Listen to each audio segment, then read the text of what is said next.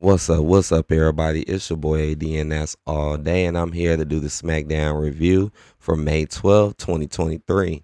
The headline for the night was AJ Styles wins the right to battle Seth freaking Rollins at WWE Night of Champions for the World Heavyweight title. Yeah, I know, right? Like, oof, well, I was somewhat right about what happened. My prediction from the very beginning of who I think was to win this world title was Seth Rollins. So, from what it's looking like that's still there, very possible. But let's get to it. The show started with AJ Styles, so it started just like Raw. Started with a triple threat, tournament match, and again, still ridiculous. Again, to have Raw, SmackDown superstars in a Raw belts tournament, that's kind of goofy right there in itself. Um, but you had AJ Styles go against Edge and Rey Mysterio, and something that was crazy about this match is that AJ Styles and Rey Mysterio didn't get any entrance. So I'm like, that's weird. Like, neither one of them got an entrance, but Edge did. So I'm like, wow, they couldn't get an entrance. But anyways, though, the match was actually kind of good, though. I mean, they were pulling a lot of good spots and stunts. It was some movement that was a little slow, maybe because maybe they haven't had a lot of work with each other lately for this match. I mean, we really haven't seen all three of y'all really go against each other in a while. So, but overall though, the match was pretty good.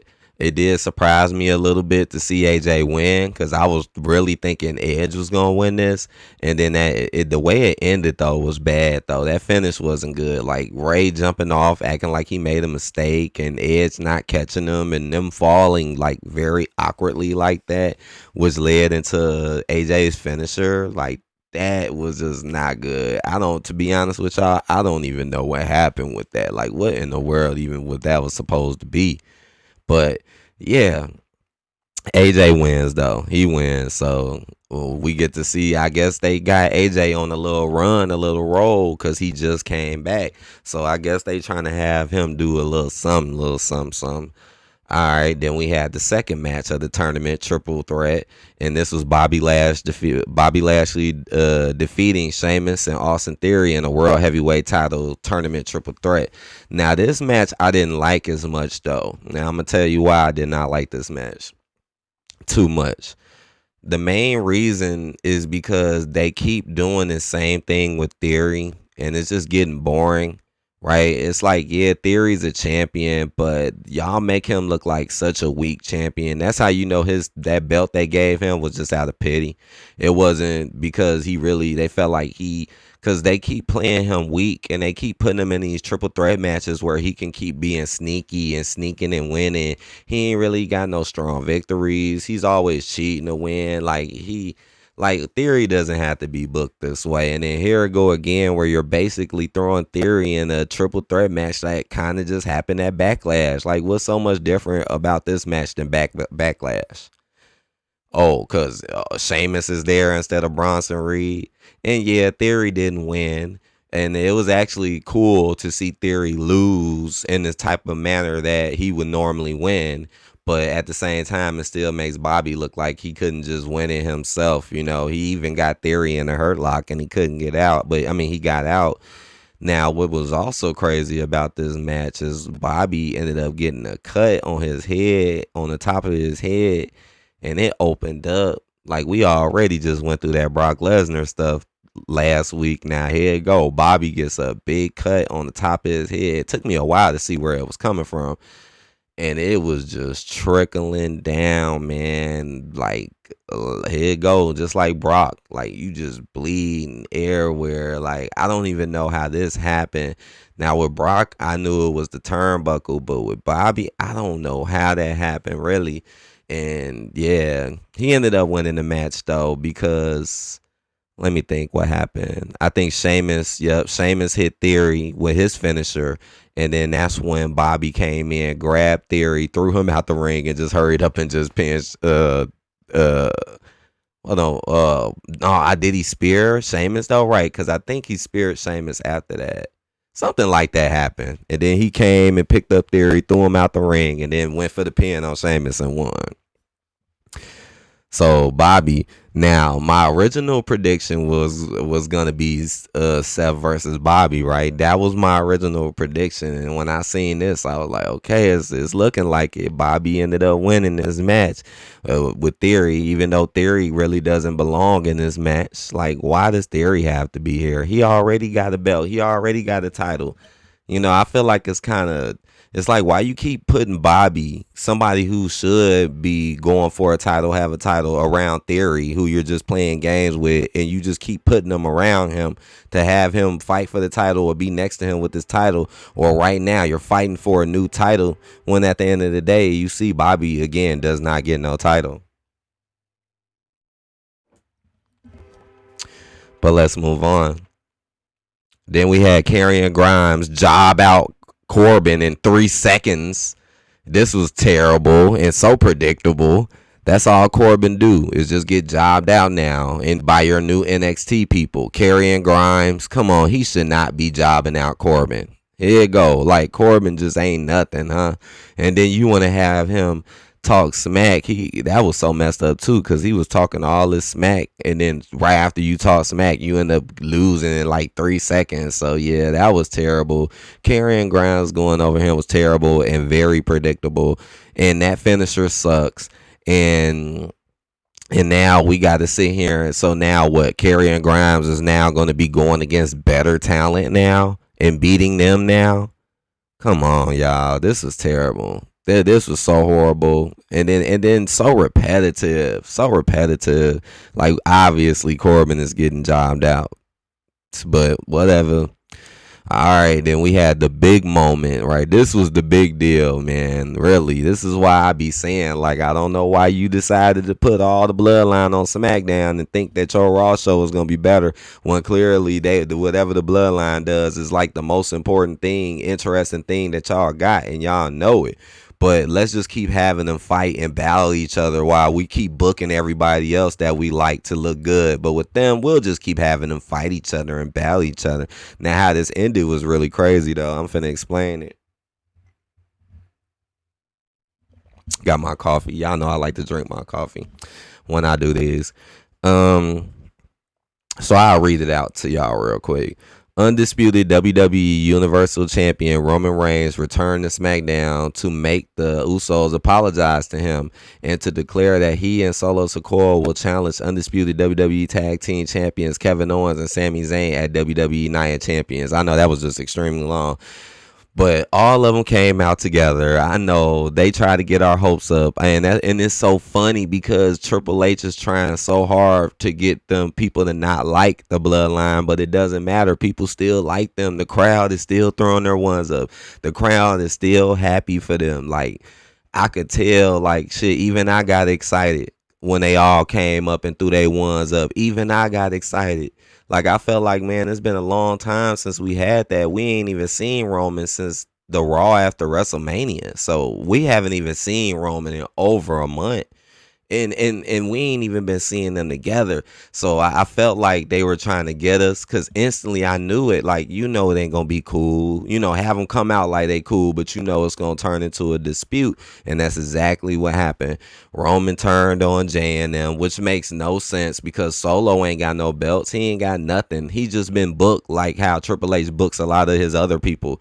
Like I said, he just booked Solo like that so y'all can break down and he can separate y'all. That's the whole point. I've been saying Solo was the pivot from the very start, and he's the reason why y'all ain't together. And it's being unfair because what Jay and them did was 10 times better than what Solo ever did. Come on, Solo don't even got no titles, but he's able to split the group up. Come on, just because they lost to Sammy and KO, which should have never happened, period. I know, man. It's sad.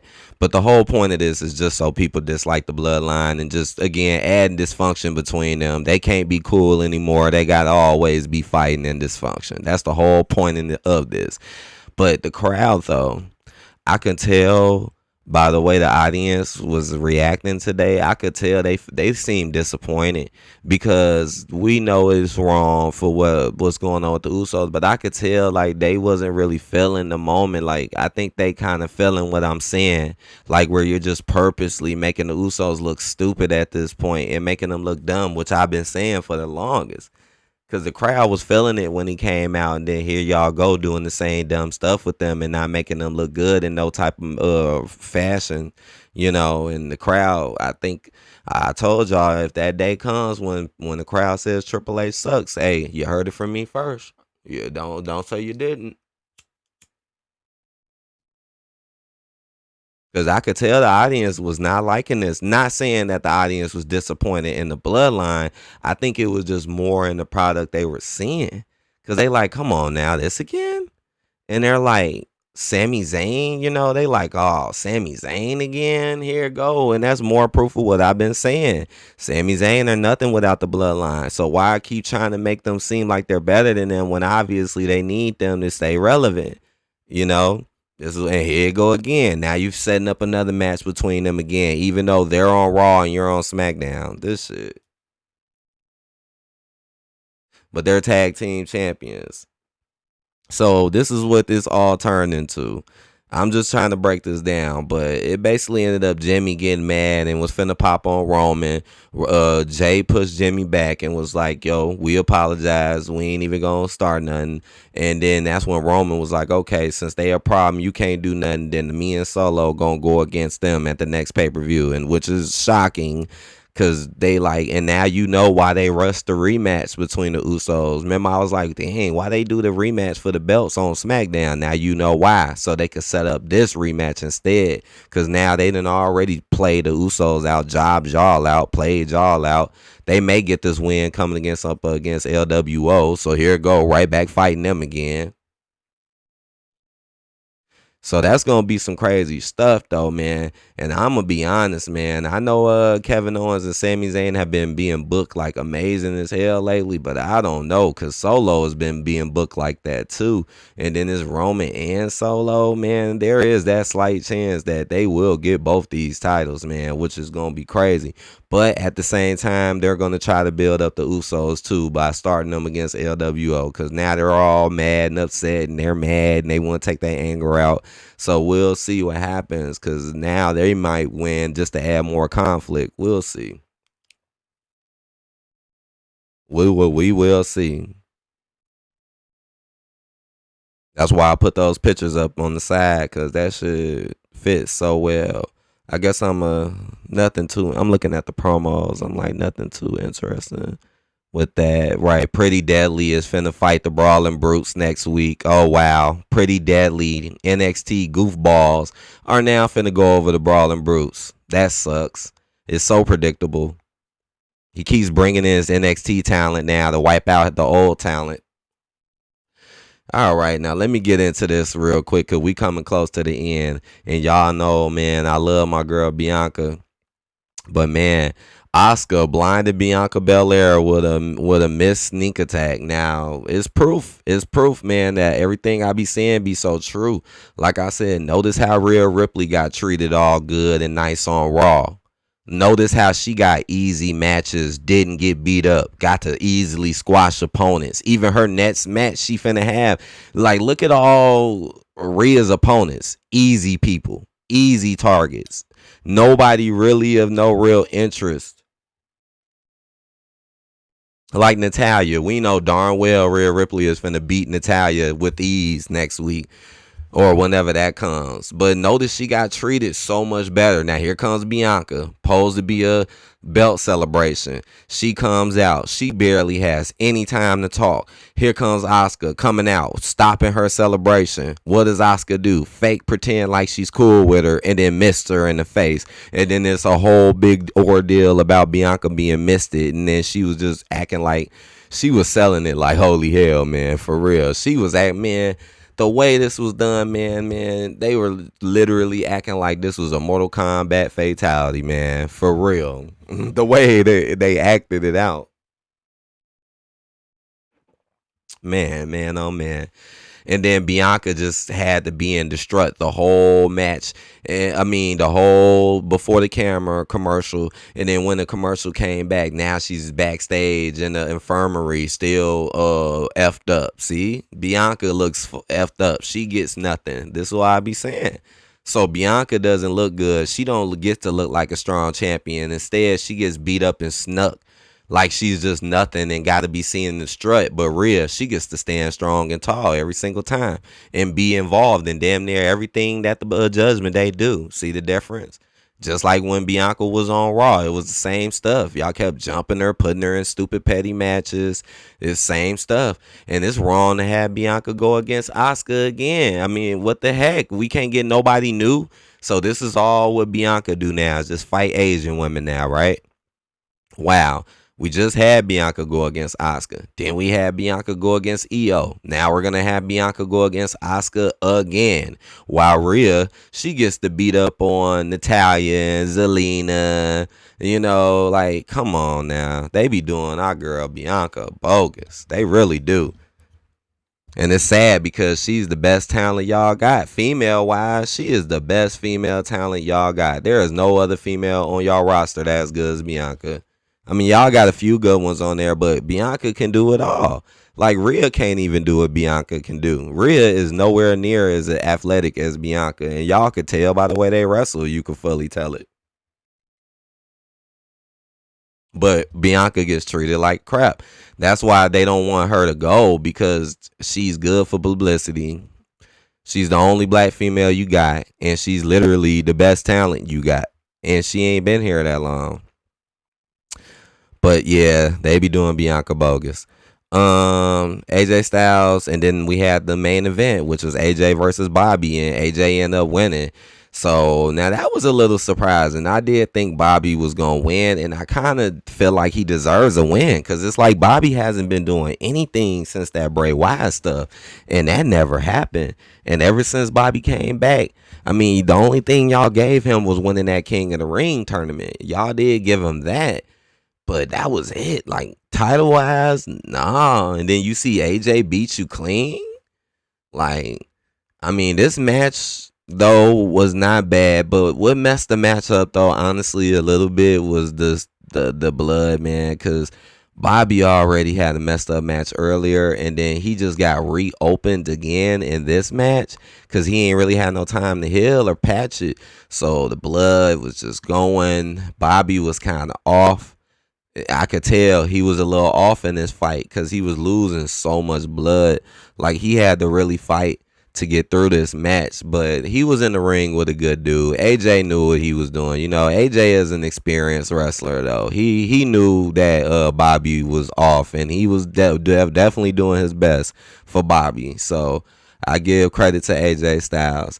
And he ended up winning. He ended up, you see it, phenomenal forearm and getting the pin on Bobby. I don't even think it was any interference or anything. Let me just check real quick. Yeah, it says at the end of the brawl, Styles ducked and sent that Almighty into the steel post. He didn't hit the phenomenal. Yeah. So, yep, he won clean. So now it's going to be AJ Styles versus Seth Rollins. Let me make sure. Okay. Versus Seth Rollins, and that's the, yeah. And I mean, Seth is on Raw. Seth has been the one to be. He's on a roll. Seth is gonna win this title, which mean I'll be right. I said Cody Rhodes was never gonna win it. I didn't think anybody else was going to win it but Seth, and that's what it's definitely looking like. Seth is going to pull this win over AJ, right? And then plus AJ is from SmackDown, so you know AJ is not going to win this title. Unless they be like, oh, AJ can be on Raw now, but that don't make any sense, right? Just like this whole tournament didn't make any sense. But, yeah, that's the end of it. So we'll see who wins this belt. What is it, at Clash of Champions or whatever? So we'll see what progresses next, because we ain't got much time, right? The next pay-per-view is coming at the end of the month, so that's going to be a quick one. And this one is going to be in Saudi Arabia, which means it's going to be way earlier than normal. So I hope y'all guys enjoyed this little review. Hit that like button for me. Please comment, subscribe, and I will talk to you guys later. Peace out.